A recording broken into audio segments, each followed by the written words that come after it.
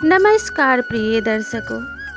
आज मैं आप सभी के लिए बहुत ही रोचक कहानी लेके आई हूँ। आज की यह कहानी इतनी ज़्यादा ज्ञानवर्धक है कि इसे सुनने के बाद आप यह समझ पाएंगे कि मनुष्य का असली स्वभाव कभी नहीं बदलता और मनुष्य जैसी संगति में रहता है वैसा ही आचरण करता है। तो चलिए इस कहानी को शुरू करते हैं। बहुत समय पहले की बात है।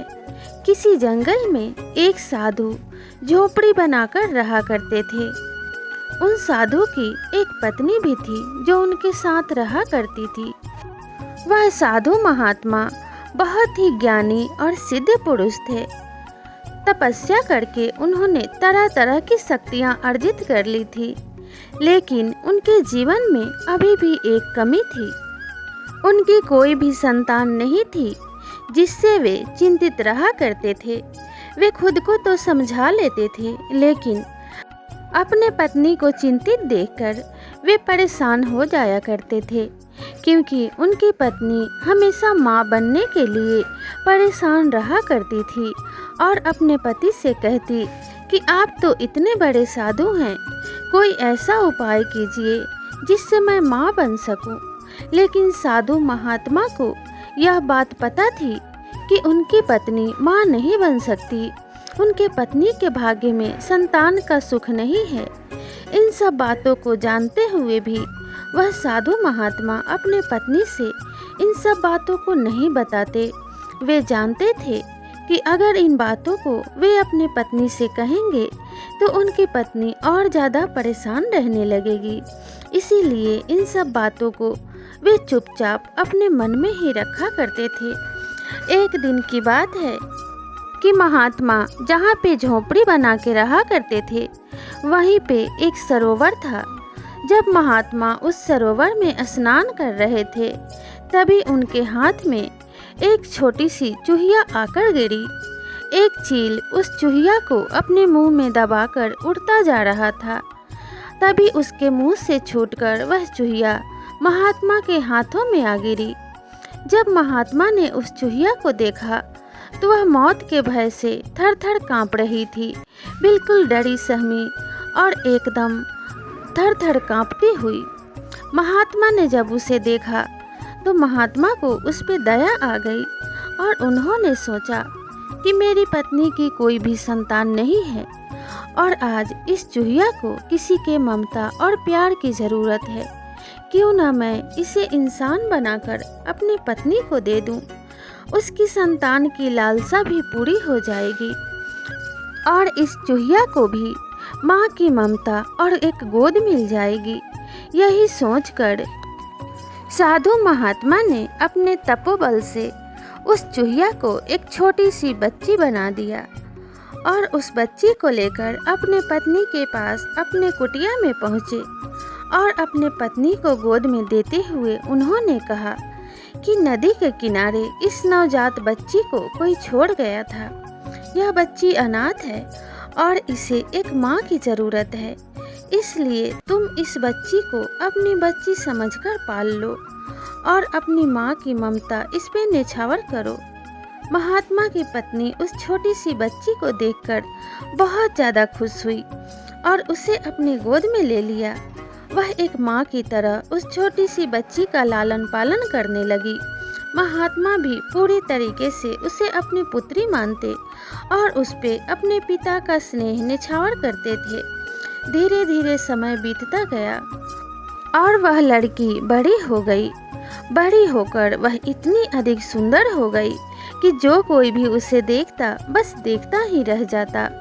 एक दिन महात्मा की पत्नी ने अपने पति से कहा कि स्वामी, हमारी बेटी अब बड़ी हो गई है, इसलिए उचित वर ढूंढकर हमें इसका विवाह कर देना चाहिए। लेकिन वर ढूंढते समय आप एक बात का ध्यान रखिएगा कि हमारी पुत्री अत्यंत सुंदर है, इसके लिए कोई योग्य वर ढूंढ के लाइएगा। तब महात्मा ने कहा कि तुम निश्चिंत रहो, मैं अपनी पुत्री के लिए सर्वोत्तम वर ढूंढूंगा। और ऐसा कहकर उन्होंने सूर्यदेव को अपने पास बुलाया और कहा कि सूर्यदेव, मेरी पुत्री बहुत ही सुंदर और सुशील है, तुम मेरे पुत्री से विवाह कर लो। तब सूर्यदेव ने कहा, मुझे आपके पुत्री से विवाह करने में कोई आपत्ति नहीं है, लेकिन एक बार आप अपनी पुत्री से भी पूछ लीजिए कि क्या वह मुझसे विवाह करना चाहती है। तब ऋषिवर ने अपने पुत्री को बुलाया और पूछा कि क्या तुम सूर्यदेव से विवाह करना चाहती हो। तब वह लड़की बोली कि नहीं पिताश्री, इनमें तो बहुत अधिक गर्मी है, ये तो इतने जल रहे हैं कि मैं इनके पास भी नहीं जा पाऊंगी। फिर मैं अपने शादीशुदा जीवन को कैसे व्यतीत करूंगी। मैं इनसे विवाह नहीं कर सकती। और इतना कहकर वह लड़की कुटिया के अंदर चली गई। तब ऋषिवर ने सूर्य भगवान से पूछा कि सूर्यदेव, आपसे भी उत्तम कोई वर बताइए। तब सूर्यदेव ने कहा कि आपकी पुत्री अत्यंत सुंदर है, इसलिए आपको चंद्रदेव से अपनी पुत्री का विवाह कर देना चाहिए। तब ऋषिवर ने चंद्रदेव को आवाहन किया और चंद्रदेव वहां तुरंत ही उपस्थित हो गए। चंद्रदेव को देखकर ऋषिवर ने चंद्रदेव से कहा कि हे चंद्रदेव, तुम मेरी पुत्री से विवाह कर लो, मेरी पुत्री अत्यंत सुंदरी है। तब चंद्रदेव ने कहा कि ठीक है, मैं आपकी पुत्री से विवाह कर लूँगा, लेकिन इससे पहले आप अपनी पुत्री से भी पूछ लीजिए कि मैं उसे पसंद हूँ या नहीं। तब महात्मा ने अपने पुत्री को बुलाया तो वह लड़की बोली कि नहीं पिताजी, यह तो बहुत ज़्यादा ठंडे हैं, इनके पास जाने से पहले ही मैं ठिठुरने लगूंगी। मैं भला इनसे विवाह कैसे कर सकती हूँ। और इतना कहकर वह फिर से कुटिया के अंदर चली गई। महात्मा ने चंद्रदेव से पूछा कि आपसे भी उत्तम कोई व्यक्ति हो तो बताइए। तब चंद्रदेव ने कहा कि आप पवन देव से अपनी पुत्री का विवाह कर दीजिए, क्योंकि वो बहुत उत्तम है और उनके बिना जीवन की कल्पना भी नहीं की जा सकती। तब महात्मा ने पवन देव का आवाहन किया और पवन देव वहां तुरंत उपस्थित हो गए। पवन देव को देखकर महात्मा ने कहा कि हे पवन देव, तुम मेरी पुत्री से विवाह कर लो, मेरी पुत्री अत्यंत सुंदर है। तब पवन देव ने कहा कि मैं आपकी पुत्री से विवाह तो कर लूँगा, लेकिन एक बार आप अपने पुत्री का मत भी जान लीजिए। तब महात्मा ने अपने पुत्री को बुलाकर पूछा तो उस लड़की ने कहा कि नहीं पिताजी, मैं इनसे विवाह नहीं कर सकती, क्योंकि इनका तो कोई पता ठिकाना ही नहीं होता। कभी यहाँ होते हैं तो कभी वहाँ होते हैं, कभी गर्म प्रदेशों में होते हैं तो कभी तूफानों की लहरों में होते हैं, इसलिए मैं इनसे विवाह नहीं करूँगी। तब ऋषिवर ने पवन देव से कहा कि आपसे भी कोई उत्तम व्यक्ति हो तो बताइए। पवन देव ने कहा कि मुझसे उत्तम तो पर्वतराज हिमालय हैं। आप हिमालय से अपनी पुत्री का विवाह कर दीजिए, क्योंकि मेरी हवा के झोंके भी पर्वतराज हिमालय के सामने जाके झुक जाती हैं और उन्हें टस से मस नहीं कर पाती, इसलिए आप उनसे ही अपनी पुत्री का विवाह कीजिए। तब ऋषिवर ने हिमालय पर्वत का आवाहन किया। जैसे ही हिमालय पर्वत वहां उपस्थित हुआ, महात्मा ने पूछा कि हिमालय, तुम मेरी पुत्री से विवाह कर लो, मेरी पुत्री अत्यंत सुंदर व सुशील है, उससे तुम्हें उत्तम पत्नी कहीं नहीं मिलेगी। तब हिमालय पर्वत ने कहा कि ऋषिवर, आप एक बार अपनी पुत्री से भी पूछ लीजिए कि उसका क्या मत है। तब महात्मा ने अपने पुत्री को बुलाया और पूछा कि पुत्री, क्या तुम हिमालय पर्वत से विवाह करना चाहती हो। तब उस लड़की ने कहा कि हे पिताश्री, मैं इनसे विवाह कैसे कर सकती हूँ, इनमें तो सिर्फ कंकड़ पत्थर ही है जो मुझे अत्यंत पीड़ा देंगी। मैं इतनी कोमल हूँ और ये एक चट्टान से बने हुए हैं, इसलिए मैं इनसे विवाह नहीं कर सकती। तब महात्मा ने कहा कि हे हिमालय पर्वत, तुमसे भी कोई उत्तम व्यक्ति हो तो बताओ, जिससे मैं अपनी पुत्री का विवाह कर सकूं। तब हिमालय ने कहा कि हे महात्मा, मुझसे भी उत्तम तो चूहे होते हैं, जो मेरे कठोर चट्टान को काट कर उसमें बिल बना के रहते हैं। इसलिए चूहों से उत्तम आपको कोई भी व्यक्ति आपके पुत्री के लिए नहीं मिलेगा।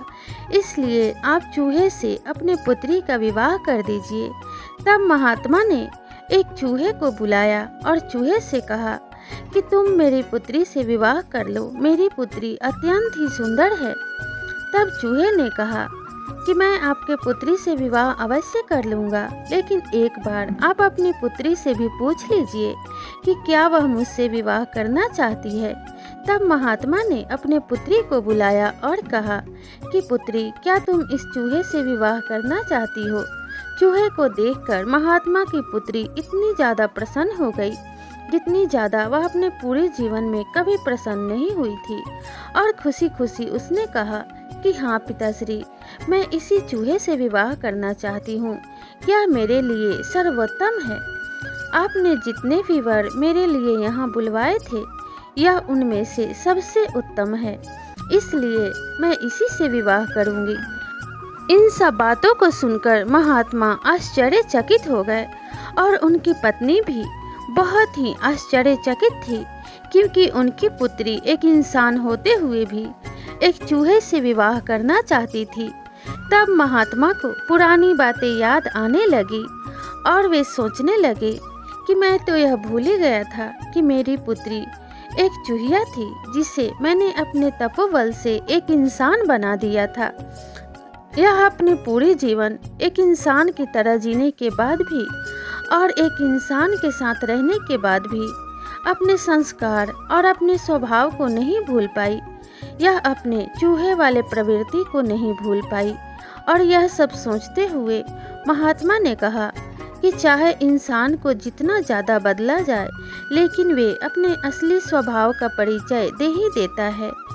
यह सोचकर महात्मा ने अपने तपोबल से फिर से उसे एक चूहिया बना दिया और उस चूहे से विवाह करके उसे विदा कर दिया। और इस प्रकार महात्मा ने अपना कर्तव्य पूरा किया। तो प्रिय दर्शकों, यहाँ पर यह कहानी समाप्त होती है।